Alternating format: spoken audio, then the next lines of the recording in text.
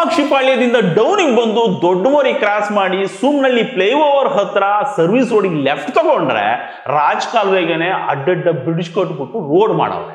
ಒಳಗೋದ್ರೆ ಸತ್ವ ಅನುಗ್ರಹ ಅಪಾರ್ಟ್ಮೆಂಟ್, ದೊಡ್ಡ ಬ್ರ್ಯಾಂಡ್. ಈ ಅಪಾರ್ಟ್ಮೆಂಟ್ ಅಲ್ಲಿ ಕೋಟಿ ಕಮ್ಮಿ ಫ್ಲಾಟೇ ಸಿಗಲ್ಲ.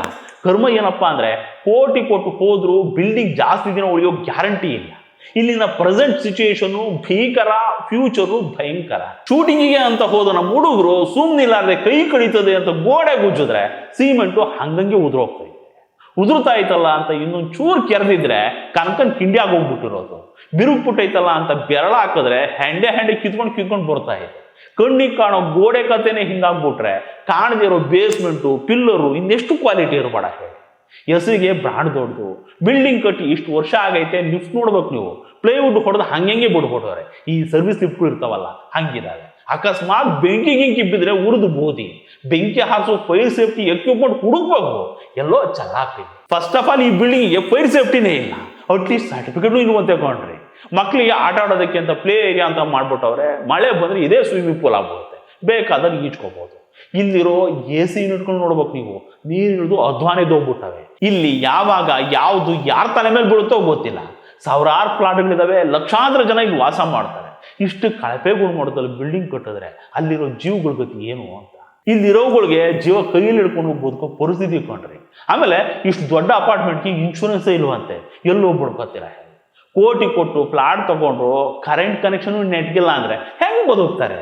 ಮೊದಲು ಅದೇನೋ ಪೋಸ್ಟ್ ಪೇಡ್ ಇತ್ತಂತೆ, ಇವಾಗ ಪ್ರೀಪೇಡ್ ಮಾಡ್ಬಿಟ್ಟವ್ರಂತೆ. ಕರೆಂಟ್ ಬೇಕು ಅಂದ್ರೆ ಮೊದಲೇ ದುಡ್ಡು ಕೊಟ್ಬಿಟ್ಟು ರೀಚಾರ್ಜ್ ಮಾಡಿಸ್ಕೋಬೇಕಂತೆ.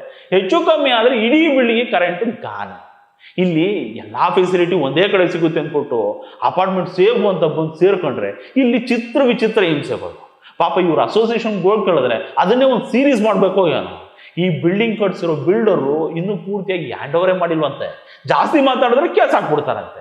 ಬಿಲ್ಡರ್ ಸೇವೆಗೆ ನಮ್ಮ ಕಾಮಾಕ್ಷಿ ಪಾಳ್ಯ ಪೊಲೀಸರು ಜೀಪ್ ಸ್ಟಾರ್ಟ್ ಮಾಡ್ಕೊಂಡು ಸಣ್ಣದ್ರಾಗಿ ಯಾವಾಗಲೂ ಸದಾ ನಿಂತಿರ್ತಾರಂತೆ. ಆಮೇಲೆ ಇಲ್ಲಿ ಟೆಕ್ನಿಕಲ್ ಆಗಿ ಹೇಳ್ತಾ ಹೋದ್ರೆ ತುಂಬಾ ಅಧ್ವಾನಗಳಿದ್ದಾವೆ.